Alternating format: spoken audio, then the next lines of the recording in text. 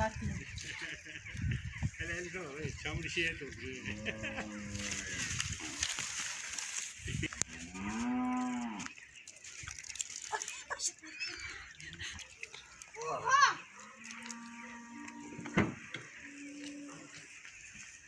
Buraya kız düşersiz ol ya. Çıkarma Emirhan, çamur çıkarma. Emirhan çocuğun üstüne atma da.